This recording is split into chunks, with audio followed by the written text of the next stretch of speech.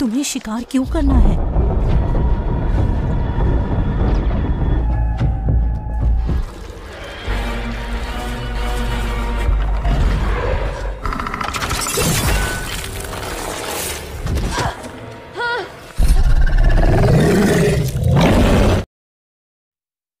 Hello guys, कैसे हैं आप लोग? आई होप बिंदास होंगे। वैसे तो प्रेडेटर पर हॉलीवुड में कई मूवीज बनी है, लेकिन लेटेस्ट 2022 में आई प्रे इन सब में बेस्ट है। तो without wasting any time let start today's ultimate video. Hollywood जोकी प्रेजेंटिंग प्रे। फिल्म 1719 के टाइम में शुरू होती है, जिसमें हम एक कबीला और नारू नाम की एक लड़की को देखते हैं, जिसके पास अपना एक कुत्ता होता है। नारू कबीले में एक शिकारी बनकर रहना चाहती है और इसलिए वो बड़े बड़े शिकार करने की कोशिश करती है, जिसमें उसका कुत्ता उसका साथ देता है। ऐसे ही एक दिन जब वो शिकार के लिए जंगल में जाती है तो वहां उसे एक हिरन दिखाई देता है। वो उसका शिकार करने के लिए एम लगाती है कि तभी एक तेज आवाज आती है और वो हिरन भाग जाता है। नारू अपने डॉग के साथ उसका पीछा करती है, लेकिन इसी बीच में उसके डॉग की पूंछ एक ट्रैप में फंस जाती है और हिरन वहां से भाग जाता है। नारू अपने डॉग को ट्रैप से अलग करती है और उसकी पूंछ पर मलहम भी लगाती है। अचानक उसको आसमान से तेज आवाज आती है। नारू पहाड़ी से आकाश में देखती है तो वहां उसे एक स्पेसशिप दिखाई देती है। वो अपने भाई के पास दौड़कर जाती है और उसे बताती है कि उसने आकाश में एक बहुत विशाल पक्षी देखा है। दरअसल वो प्रेडेटर के स्पेसशिप के बारे में बात कर रही होती है, क्योंकि इस एरा में लोग स्पेसशिप के बारे में नहीं जानते थे, इसलिए वो स्पेसशिप को एक विशाल पक्षी समझती है। वो अपने भाई से कहती है कि ये मेरे लिए कुछ बड़ा शिकार करने का मौका है, लेकिन उसका भाई कहता है कि तुम्हें इससे बड़ा शिकार करना चाहिए। दरअसल उसका भाई किसी पक्षी को बड़ा शिकार नहीं मानता। आगे वो कहता है तुम्हें किसी ऐसे का शिकार करना चाहिए जो तुम्हारा दुश्मन हो और हमको शिकार बनाना चाहता हो। वैसे नारू का भाई एक बहुत अच्छा शिकारी होता है और कबीले में सभी मानते हैं कि बहुत ही जल्द वो इस कबीले का सरदार बन जाएगा। आगे अब नारू घर लौटती है, जहां उसकी माँ को दिखाया जाता है, जो उस ट्राइब की जड़ी बूटी एक्सपर्ट होती है और उनको बनाना जानती है। वो चाहती है कि नारू भी इन सभी कामों में उसका साथ दे और शिकारी बनने का रास्ता छोड़ दे, क्योंकि वो शिकार के अलावा अन्य कामों में भी बहुत अच्छी होती है। वो नारू को एक फूल वाली जड़ी बूटी के लिए जंगल भेजती है। अगले सीन में एक स्पेसशिप दिखाया जाता है, जिसमें से एक प्रेडेटर बाहर आता है और इनविजिबल हो जाता है। दरअसल ये प्रेडेटर दूसरी दुनिया के एलियन जीव है, जिनकी पूरी बॉडी तो इंसानों की जैसी होती है, लेकिन इनका चेहरा बहुत ही डरावना और अजीब सा होता है। ये यहाँ अर्थ पर आते हैं और खतरा महसूस होते ही सबका शिकार करते हैं। अब जब नारू जड़ी बूटी के साथ लौटती है तो वो देखती है कि उसके कबीले में सभी इधर उधर भाग रहे होते हैं। उसे पूछने पे पता चलता है कि एक शेर ने उनके एक साथी को पकड़ लिया है, इसलिए नारू का भाई अपने साथियों के साथ शेर को खोजने के लिए जंगल की ओर जाता है। नारू भी उनके साथ शेर के शिकार के लिए जाना चाहती है, लेकिन वो उसे साथ लेकर जाने से इनकार कर देते हैं। लेकिन तभी नारू का भाई कहता है कि अगर हमने अपने साथी को खोज भी लिया तो काफी चांस है कि शेर ने उसे घायल जरूर कर दिया होगा, इसलिए हमें उसके इलाज के लिए नारू की जरूरत होगी। वो जड़ी बूटियों के बारे में बहुत कुछ जानती है। ये सुनकर वो लोग उसे अपने साथ लेकर जाने के लिए तैयार हो जाते हैं। जंगल में इन लोगों को अपना खोया हुआ साथी घायल हालत में मिल जाता है।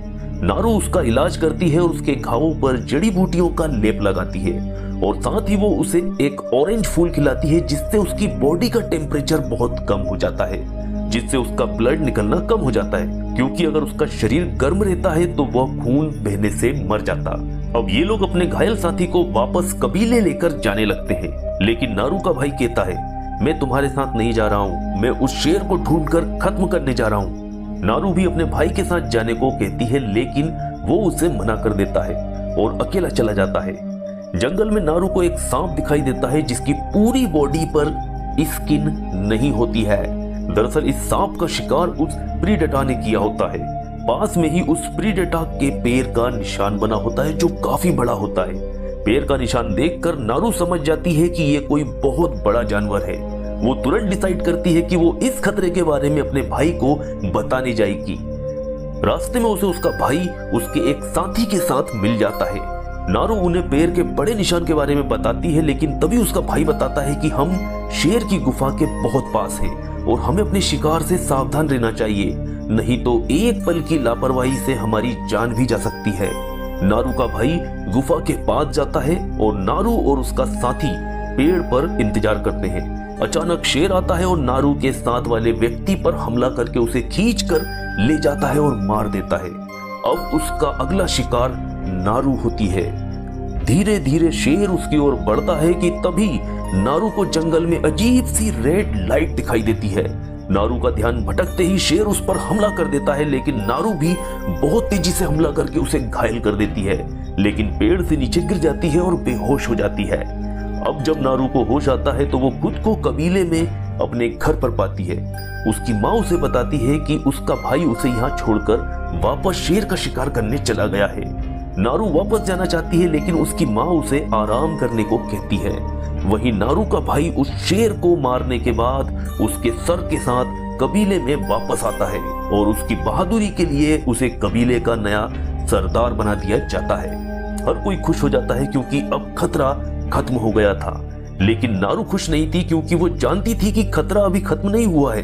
वो अपने भाई को बताती है कि उसने जंगल में एक सांप देखा था जिसकी स्किन को उतारकर उसके 2 टुकड़े कर दिए गए थे। आगे वो बताती है कि मैंने जंगल में एक अजीब सी रोशनी भी देखी है और मुझे लगता है कि कुछ गड़बड़ है। मुझे लगता है कि जंगल में एक खतरनाक शिकारी है और हम उससे अनजान हैं, इसलिए हमें वापस जाना चाहिए। उसका भाई उसकी अनदेखी करता है और उसे बाकी औरतों की तरह काम करने की सलाह देता है।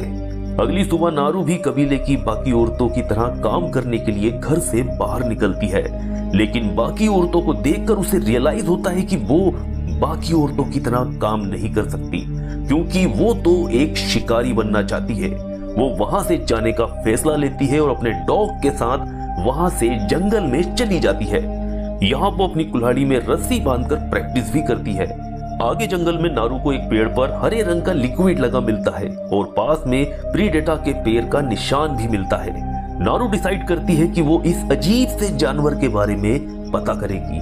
वहीं प्रीडेटा एक भेड़िए का शिकार करता है और उसकी बॉडी से उसका सर रीढ़ की हड्डी के साथ अलग करके अपने साथ ले जाता है और उस पर एक केमिकल डालता है जिससे उसके ऊपर की स्किन और मांस गायब हो जाता है।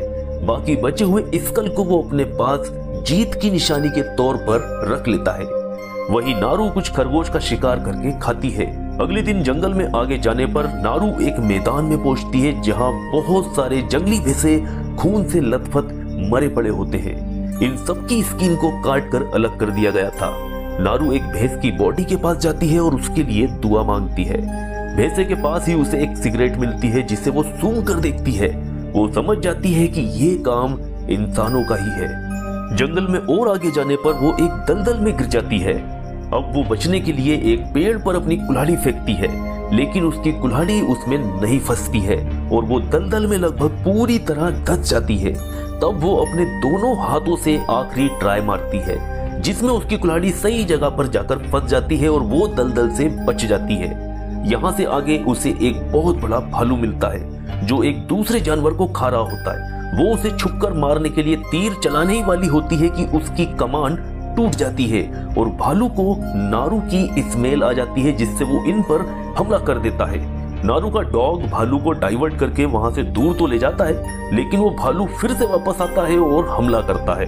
नारू बचने के लिए लकड़ियों के बीच में छुपती है कि तभी भालू को पीछे से एक इनविजिबल प्रीडेटा खींचता है और फिर भालू और प्रीडेटा के बीच में फाइट होती है, जिसमें प्रीडेटा उसको मार देता है। भालू का खून प्रीडेटा पे गिरता है, जिससे अब वो इनविजिबल नहीं रहता और नारू ये सब देख रही होती है।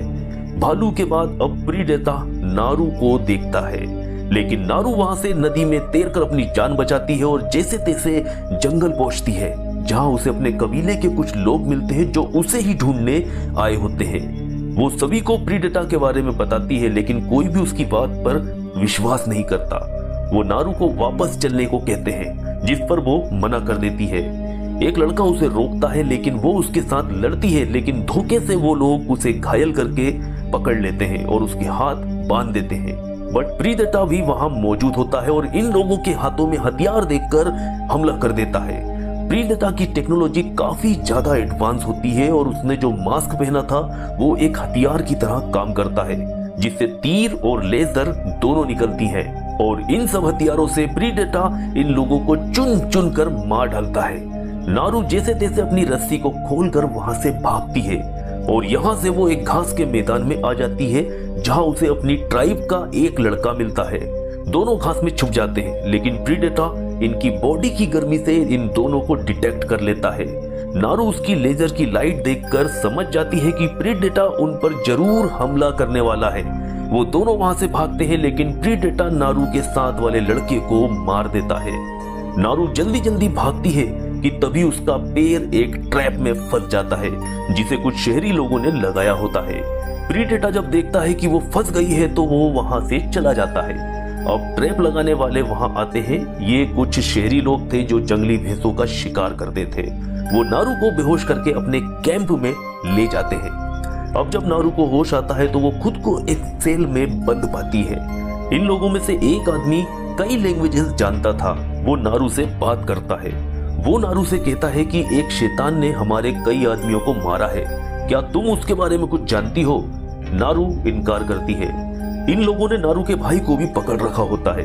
अगली सुबह ये दोनों को एक पेड़ से बांध देते हैं और दूर से इन पर नजर रखते हैं। दरअसल ये लोग इन दोनों को चारे के रूप में यूज कर रहे होते हैं ताकि इनको मारने के लिए प्रीडेटा आए और ये लोग उसका शिकार कर सके।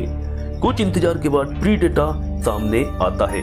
नारू अपने भाई को बताती है कि हमें डरने की कोई जरूरत नहीं है, क्योंकि ये शैतान खाली लोगों पर हमला नहीं करता बल्कि उन लोगों पे हमला करता है जिनके पास हथियार होते हैं। ये उसका शिकार करने का तरीका है। हथियार होने पर ये शिकार करता है।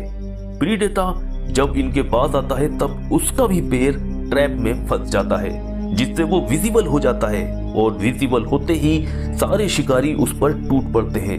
लेकिन बहुत ही तेजी से वो खुद को बचा लेता है और फिर एक एक करके इन सबको मारता है। वहीं नारू मौका पाकर ब्लेड से अपनी और अपने भाई की रस्सी को काट देती है और उसका भाई उनके लिए घोड़े लेने चला जाता है ताकि वो दोनों वहां से भाग जाएं। नारू अपने कुत्ते को लेने के लिए कैंप में वापस जाती है और वहीं दूसरी तरफ प्रीडेटा एक डिवाइस को चालू करके वहां से भाग जाता है और फिर उस डिवाइस में से 3 छोटे डिवाइस निकलती है जो बाकी बचे लोगों को भी धमाके के साथ काट डालती है। नारू उस कैंप में पहुंच जाती है जहां बाकी बच्चे शिकारी भागने की तैयारी कर रहे होते हैं। उनमें से एक नारू के डॉग को मारने के लिए चाकू निकालता है, जिसे देखकर नारू उन पर हमला कर देती है और अपनी कुल्हाड़ी से सबको मार डालती है। थोड़ी देर में कैंप में नारू के पास वो लैंग्वेज जानने वाला आदमी आ जाता है। प्रीडेटा से हुई लड़ाई में उसने अपना पैर खो दिया होता है, लेकिन वो जैसे तैसे बच गया होता है। वो नारू के पास आता है और उससे रिक्वेस्ट करता है कि वो उसकी जान बचा ले। बदले में वो वादा करता है कि वो उसे बंदूक को चलाना सिखाएगा।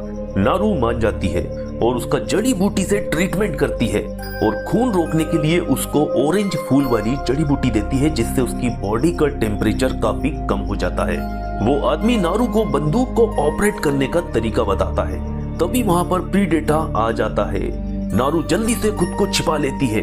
वो देखती है कि प्रीडेटा उस आदमी को नहीं देख पाता है क्योंकि उसकी बॉडी ठंडी पड़ चुकी होती है और प्रीडेटा हीट से ही लोगों को डिटेक्ट करता है। तभी प्रीडेटा का पैर उस आदमी के टूटे पैर पर रखा जाता है, जिससे वो चीख मार देता है और प्रीडेटा उसको मार डालता है। अब नारू प्रीडेटा के पास पूरी तरह से अकेली होती है। तभी नारू का भाई वहां आ जाता है और प्रीडेटा के सिर पर हमला करता है, जिससे उसका मास्क नीचे गिर जाता है और उस मास्क से लेजर लाइट निकलती है जो पेड़ों पर पड़ती है और अब प्रीडेटा अपने हथियारों से ही नारू के भाई पर हमला करता है। उसके मास्क से तीर निकलते हैं जो सामने पेड़ पर लगते हैं, जिस पर लेजर लाइट गिर रही होती है। नारू इसे देखकर समझ जाती है कि प्रीडेटा का मेन वेपन उसका मास्क है और वो कैसे काम करता है। नारू का भाई जब प्रीडेटा पर भारी पड़ने लगता है तो वो खुद को इनविजिबल कर लेता है और नारू के भाई को पीछे से बेरहमी से काट देता है, लेकिन नारू वहां से भाग जाती है। जंगल में नारू को उन शिकारियों का सरदार दिखाई देता है जिसने इनको किडनैप किया था। वो उसको पकड़कर बेहोश कर देती है और उसका एक पैर काट कर अलग कर देती है और ऑरेंज फूल वाली जड़ी बूटी खाकर प्रीडेटा का इंतजार करती है। अब जब उस आदमी के ब्लड की गर्मी से प्रीडेटा वहां आता है तो फूल वाली जड़ी बूटी के कारण वो नारू को नहीं देख पाता है क्योंकि उसकी बॉडी पूरी तरह से ठंडी हो गई होती है। वो उस आदमी के पास जाता है और उसको मार डालता है। और तभी प्रीडेटा के पीछे से नारू बंदूक से उसके सर में गोली मारती है। गोली लगने से उसका मास्क उतर जाता है। नारू जल्दी से उस मास्क को उठाती है और वहां से भाग जाती है। दरअसल अब तक वो इस प्रीडेटा के बारे में काफी कुछ जान चुकी थी, इसलिए वो इससे सीधे न लड़कर अपने प्लान पर चलती है। वो उस मास्क को 2 चट्टानों के बीच में लगा देती है और उस आदमी के पैर से ब्लड मार्किंग करके प्रीडेटा को खास जगह पर लाती है। और जैसे ही प्रीडेटा वहां पहुंचता है वो कुल्हाड़ी से उस पर हमला कर देती है। प्रीडेटा उससे लड़ता है और उसको आसानी से हराने लगता है, लेकिन नारू ये जानती थी कि वो सीधी लड़ाई में इससे नहीं जीत सकती है, इसलिए उसने पहले से ही प्लान बनाया हुआ होता है। वो उसे खींचकर उसी दलदल में डाल देती है जिसमें वो कुछ दिन पहले फंस गई थी और सामने बैठकर उसकी मौत का नजारा देखती है। अब जैसे ही प्रीडेटा उस दलदल से बाहर आता है, वो नारू को मारने के लिए तीर से निशान लेकर तीर छोड़ता है, लेकिन वो बच जाती है। लेकिन नारू ने प्रीडेटा के मास्क को ऐसी जगह लगाया होता है जहां से वो दलदल के उस पॉइंट को नोटिस कर सके। और जैसे ही मास्क लेजर से खतरा डिटेक्ट करता है, वैसे ही वो अपने तीर प्रीडेटा के सर पर छोड़ता है और वो तीर उसके सर के आर पार हो जाते हैं। प्रीडेटा जमीन पर गिर जाता है और नारू का बिछाया प्लान सक्सेस हो गया होता है।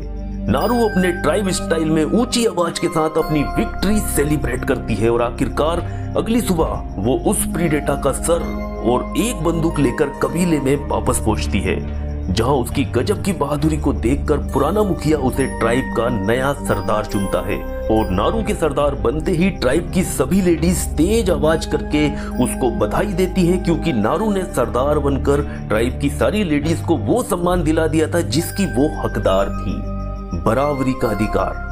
And in the end of the scenery हम देखते हैं कि 3 स्पेसशिप इस कबीले पर आती है और फिल्म यहीं पर रुक जाती है। दोस्तों, प्रीडेटा सीरीज की बिल्कुल लेटेस्ट मूवी है जो कि 2022 में रिलीज हुई है और IMDb पर इसकी रेटिंग 10 में से 7.2 है और रोटेन टोमेटोज पे इसे 93% लोगों ने लाइक किया है। आई होप आपको मूवी का एक्सप्लेनेशन बहुत ही अच्छी तरह से समझ में आया होगा और इंटरेस्टिंग भी लगा होगा, इसलिए वीडियो को लाइक करने में कमी मत कीजिएगा, एक लाइक जरूर कीजिएगा और साथ ही साथ अपने दोस्तों के साथ वीडियो को शेयर भी कीजिएगा। Thanks for watching.